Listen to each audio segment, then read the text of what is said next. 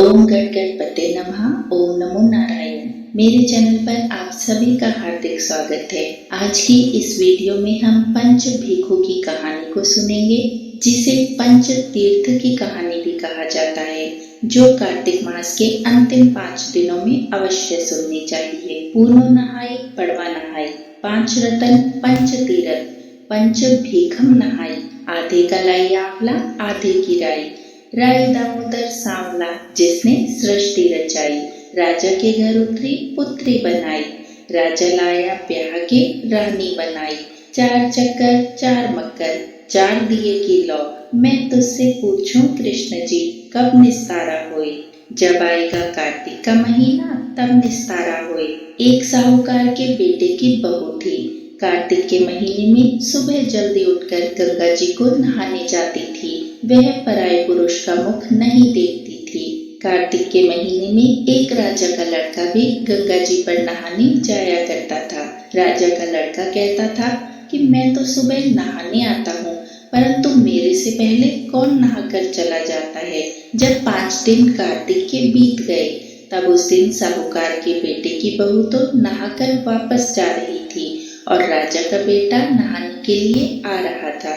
जब शोर सुनकर बहू जल्दी जल्दी वहां से जाने लगी, तब उसकी माला और मोचड़ी वहीं पर गिर गई। तब राजा के बेटे ने वह माला और मोचड़ी देखी। तब वह सोचने लगा कि जिसकी माला और मोचड़ी इतनी सुंदर है, तब उसको पहनने वाली स्वयं कितनी सुंदर होगी। यही सोचकर उसने नगरी में ढिंढोरा पिटवा दिया कि जिसकी यह माला और मोचड़ी है, वह मेरे पास 5 रात आएगी, तब मैं उसकी ये माला और मोचड़ी दे दूंगा। तब साहूकार के बेटे की बहू ने यह कहलवा कर भेजा कि मैं आऊंगी, परंतु राजा के बेटे को वहां पर किसी को अपने साथ गवाही देने के लिए लाना होगा। तब राजा का बेटा अगले दिन अपने साथ तोते को लेकर जाता है और तोते का पिंजरा वहीं पर रख देता है और स्वयं इंतजार करने के लिए बैठ जाता है। सुबह जब साहूकार की बहू आती है, वह पहली पैड़ी पर अपना पांव रखती है और कहती है कि हे कार्तिक के ठाकुर जी, हे राई दामोदर, 5 पांडव, छठो नारायण, भीखम राजा, उस पापी को नींद आ जाए। अगर मेरे अंदर सत है तो इस पापी को नींद आ जाए। और ऐसा ही होता है, उसे नींद आ जाती है और साहूकार के बेटे की बहू नहाकर चली जाती है। जाते वक्त वह तोते से कहती है, सुआ सुआ सुगटा गल खा लूंगी हार, साग भरियो मेरे वीरा। तब तोता कहता है कि कभी वीरा भी साग भरा करता है। तब बहू फिर से कहती है, सुआ सुआ सुगटा पग खा लूंगी नेवर, साग भरियो मेरे देवर। तब वह तोता कहता है कि हाँ भाभी, मैं आपकी साख अवश्य भरूंगा। जब बहू नहाकर चली जाती है, तब राजा का बेटा उठकर बैठ जाता है और तोते से पूछता है कि क्या वह आई थी। तब तोता कहता है कि हाँ आई थी और नहा धोकर चली गई। तब राजा का बेटा उससे पूछता है कि वह कैसी थी। तब तोता ये कहता है कि आभा जैसी बिजली, गुलाब जैसा रूप। राजकुमार के बेटे ने कहा कि आज तो मैं उंगली में चीरा लगाकर बैठूंगा, जिससे मुझे नींद नहीं आएगी। दूसरे दिन वह अपनी उंगली में चीरा लगाकर बैठ जाता है और साहूकार के बेटे की बहू आती है और आकर पहले की तरह ही भगवान से प्रार्थना करती है और पहले दिन की तरह ही राजकुमार को नींद आ जाती है और साहूकार के बेटे की बहू नहा धोकर जाने लगती है और फिर तोते से उसी प्रकार कहती है और तोता भी उसे कहता है कि हाँ भाभी, मैं आपकी साख भरूंगा। और साहूकार के बेटे की बहू चली जाती है। उसके जाने के बाद पहले की तरह राजा का बेटा उठता है और तोते से पूछता है कि क्या वह आई थी। तब वह कहता है कि हाँ आई थी और नहा धोकर चली गई। तब राजा का बेटा सोचता है कि आज तो मैं अपनी आंखों में मिर्च डालकर बैठूंगा, जिससे मुझे नींद बिल्कुल नहीं आएगी। और वह रात को अपनी आंखों में मिर्च डालकर बैठ जाता है। साहूकार के बेटे की बहू सुबह आती है और पहले की तरह प्रार्थना करती है कि हे कार्तिक के ठाकुर जी, हे राई दामोदर, 5 पांडव, छठो नारायण, भीखम राजा, इस पापी को नींद आ जाए। और राजा के बेटे को नींद आ जाती है और वह नहा धोकर जाने लगती है। और जाते हुए पहले की तरह तोते से कहती है कि सुआ सुआ सोटा पग घालूंगी नेवर, साग भरियो मेरे देवर। तोता फिर से कहता है कि हाँ भाभी, मैं आपकी साग भरूंगा, और वह नहाकर चली जाती है। फिर राजकुमार पहले की तरह उठता है और तोते से पूछता है कि क्या वह आज भी आई थी। तब तोता कहता है कि हाँ, वह आज भी आई थी।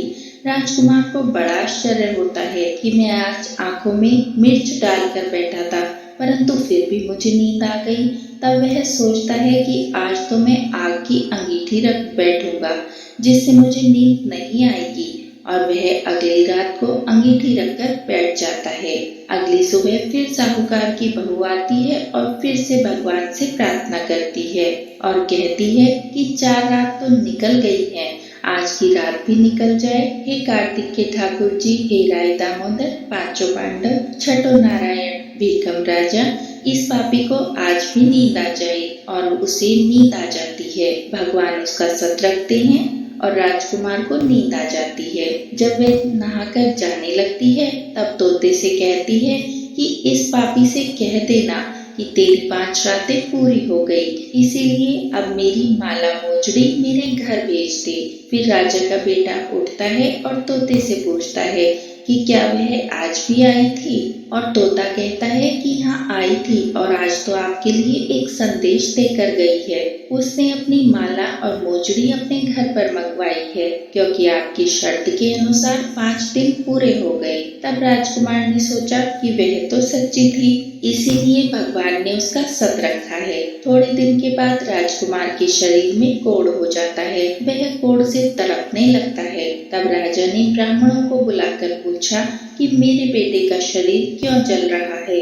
तब ब्राह्मणों ने राजा से कहा कि आपका पुत्र पतिव्रता स्त्री पर बुरी नजर रखता है, इसीलिए इसको इस रोग से पीड़ित होना पड़ा। तब राजा ने पूछा कि अब आप इसका उपाय बताइए कि मेरा पुत्र किस प्रकार ठीक हो सकता है।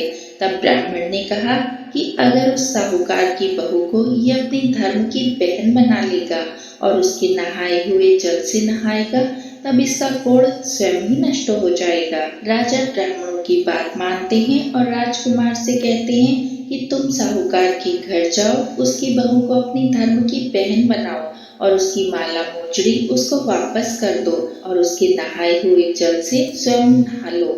राजा राजकुमार को और उस माला और मोजड़ी को लेकर साहूकार के घर जाता है और साहूकार से कहता है कि यह माला आपकी बहू की है और उसके नहाए हुए जल से मेरे बेटे को नहला दो। तब साहूकार कहता है कि मेरी बहू तो किसी भी पराये पुरुष का मुख नहीं देखती है। हाँ, इतना अवश्य किया जा सकता है कि वह जहाँ नहाती है उस नाली के नीचे आप अपने पुत्र को बैठा दीजिए। जब मेरी बहू नहाएगी, ऊपर से जो जल आएगा उससे आपका बेटा नहा लेगा।